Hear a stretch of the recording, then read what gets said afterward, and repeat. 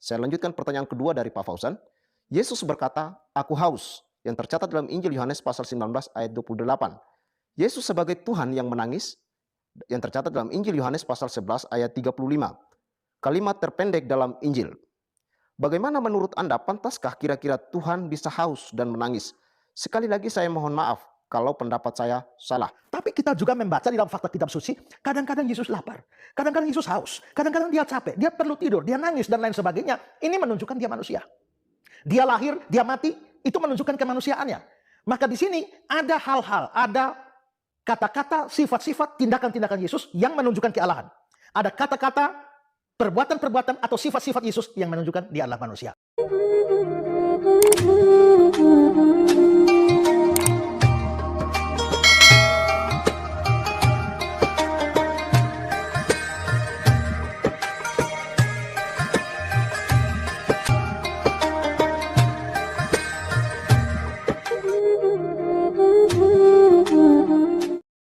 Assalamualaikum warahmatullahi wabarakatuh. Masih kembali di channel terbaru saya. Terima kasih pada teman-teman masih setia menonton dan menyaksikan konten dari channel ini. Mudah-mudahan kabar sahabat muslim di sini selalu dalam lindungan Allah Subhanahu wa taala. Amin ya rabbil alamin. Jadi tentunya kita sudah mendengarkan bagaimana cuplikan videonya dari Pak Pendeta Esra Soru ini, di mana jemaatnya ini mengajukan pertanyaan, kalau Yesus itu Tuhan, kenapa dia itu merasa haus dan lapar? Jadi kita akan mendengarkan bagaimana jawaban dari Pak Pendeta Esra Soru ini. Karena saudara kita yang di Kristen mengatakan Yesus itu 100% manusia dan 100% Tuhan. Jadi kepada teman-teman di sini jangan kemana-mana dulu, silahkan tonton sampai selesai agar kita tidak gagal paham. Tapi sebelum kita lanjutkan, silahkan dukung channel ini dengan cara tekan tombol subscribe-nya, bunyikan tanda loncengnya, dan silahkan dibagikan videonya. Selamat menyaksikan. Tapi kita juga membaca di dalam fakta kitab suci, kadang-kadang Yesus lapar, kadang-kadang Yesus haus, kadang-kadang dia capek, dia perlu tidur, dia nangis dan lain sebagainya. Ini menunjukkan dia manusia. Dia lahir, dia mati, itu menunjukkan kemanusiaannya. Maka di sini ada hal-hal, ada kata-kata, sifat-sifat, tindakan-tindakan Yesus yang menunjukkan kealahan. Ada kata-kata, perbuatan-perbuatan atau sifat-sifat Yesus yang menunjukkan dia adalah manusia. Nah, kata-kata atau hal-hal yang membuktikan Yesus ini Allah tidak boleh dipakai sebagai bukti bahwa dia bukan manusia. Dan hal-hal yang membuktikan bahwa dia manusia tidak boleh dipakai untuk membuktikan bahwa dia bukan Allah. Saya pernah memberikan ilustrasi bahwa saya adalah seorang pendeta. Tapi biarpun saya seorang pendeta, saya juga adalah pemain pingpong. Ya, saya pemain pingpong, saya juga pendeta. Karena saya pendeta, saya bisa berpenampilan seperti seorang pendeta. Saya pakai toga, atau saya melakukan tindakan-tindakan yang dilakukan oleh pendeta. Misalnya saya memakamkan orang, atau saya memimpin perjamuan kudus, atau saya menikahkan orang. Itu adalah tindakan-tindakan saya sebagai pendeta. Tapi sebagai seorang pemain pingpong, saya juga bisa berpenampilan seperti seorang pemain pingpong. Saya bisa bawa bat, saya bisa bawa bola pingpong, saya bisa bersikap atau juga bergerak-gerik seperti seorang pemain pingpong. Nah, pada waktu saudara melihat saya berpenampilan sebagai seorang pendeta, saudara tidak bisa, wah dia berpenampilan seperti pendeta. Kalau begitu dia bukan pemain pingpong. Atau kalau saudara lihat saya bawa bat, bawa bola pingpong, loh dia kok berpenampilan seperti pemain pingpong, pasti bukan pendeta, tidak bisa. Saudara membuat kesalahan kalau demikian. Karena saudara memakai apa yang menunjukkan saya pemain pingpong untuk membuktikan saya bukan pendeta. Saudara memakai apa yang membuktikan saya pendeta untuk menyatakan bahwa saya bukan pemain pingpong, itu salah. Siapa yang sudah mulai pusing di sini mendengarkan jawaban dari Pak Pendeta Esra Soru? Jadi argumen yang dikeluarkan oleh Pak Pendeta Esra Soru ini sama sekali tidak akademis.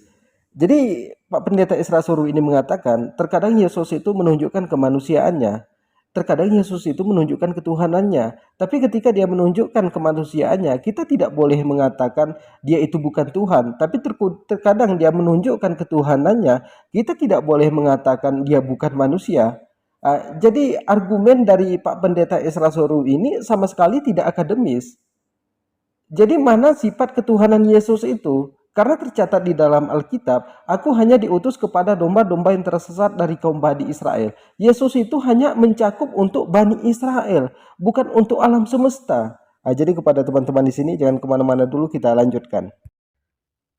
Karena itu saudara, hal yang sama juga terjadi pada Yesus. Jangan mempergunakan hal-hal yang menunjukkan kealahan Yesus untuk membuktikan bahwa dia bukan manusia.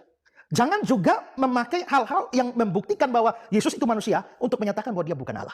Nah, kebanyakan salah paham terhadap iman Kristen di sini. Iman Kristen dengan mantap bisa menjawab semua keberatan terhadap kealahan Yesus dengan menyatakan bahwa hal-hal yang seringkali dipakai untuk menunjukkan bahwa Yesus bukan Allah sebenarnya hanya membuktikan bahwa dia adalah manusia. Nah, dengan prinsip seperti ini saudara, sebenarnya kita bisa menjawab semua pertanyaan yang saudara ajukan ini.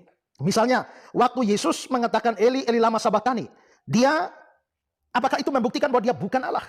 Gampang saja. Itu bukan membuktikan dia bukan Allah, tapi membuktikan bahwa dia adalah manusia. Karena saat itu dia ada dalam posisi manusia dan dia menyapa Allah sebagai ya Allahku, mengapa engkau meninggalkan aku? Kalau saudara keberatan, kalau dia Allah, mengapa dia harus menyapa Sang Bapa sebagai Allah? Orang Kristen percaya Tritunggal. Orang Kristen percaya Tritunggal dan tiga pribadi ini ya mempunyai satu hakikat, yakni Allah. Dan kalau di dalam kalimat Yesus di kayu salib, Eli, Eli lama sabatani, dia menyapa Allah. Dia menyapa Bapa sebagai Allah. Kalau saudara membaca Alkitab di dalam Ibrani 1 ayat 8, saudara akan temukan di sana bahwa tentang anak, sebenarnya adalah kepada anak, terjemahan yang lebih tepat. Kepada anak, iya, Bapa berkata, tahtamu ya Allah. Berarti Bapa berbicara kepada anak, ya Allah. Jadi kalau Bapa bisa bicara kepada anak, ya Allah, maka apa anehnya kalau anak bicara kepada Bapa, ya Allah. Itu bukan sesuatu yang aneh dalam iman Kristen. Karena apa saudara? Karena masing-masing pribadi itu mempunyai hakikat yang sama, yaitu Allah. Semakin lama kita mendengarkan jawaban dari Pak Pendeta Esra Soru ini, maka membuat kita itu semakin pusing. Jadi Pak Pendeta Esra Soru ini mengatakan Yesus itu Tuhan menjelma sebagai manusia. Dengan mantap Pak Pendeta Esra Soru mengatakan bahwa Yesus itu Tuhan, meskipun Pak Pendeta Esra Soru ini tidak bisa menunjukkan ketuhanan dari Yesus. Perlu kita garis bawahi di sini. Kalau memang Yesus itu Tuhan, kenapa banyak sekali ayat-ayat Alkitab ini bertentangan dengan sains, teknologi, embriologi? Artinya bertentangan dengan ilmu pengetahuan. Dikatakan di dalam Alkitab, bumi ini kira-kira, pakai kata kira-kira, berusia 6.000 tahun. Ini masih pakai kata kira-kira. Kemudian dikatakan lagi di dalam Alkitab bahwa singa itu makan jerami, ular makan debu. Dikatakan di dalam Alkitab, fungsi gunung ini untuk menahan goncangan gempa. Ini sangat bertentangan dengan ilmu pengetahuan. Karena fungsi gunung ini bukan untuk menahan goncangan gempa. Kalau fungsi gunung ini untuk menahan goncangan gempa, otomatis orang yang tinggal di pegunungan tidak pernah merasakan gempa. Tapi buktinya, faktanya, orang yang tinggal di pegunungan lebih sering merasakan gempa. Dikatakan di dalam Alkitab, sudah ada siang dan malam sebelum diciptakan matahari. Jadi banyak sekali ayat Alkitab ini bertentangan dengan sains, teknologi, embriologi. Dikatakan di dalam Alkitab, tercipta dulu binatang darat, baru terciptanya burung. Burung ini kan binatang darat. Nah, jadi Pak Pendeta Esra Soru ini mengeluarkan argumen tapi sama sekali tidak akademis. Argumen yang dikeluarkan oleh Pak Pendeta Esra Soru ini tidak akademis.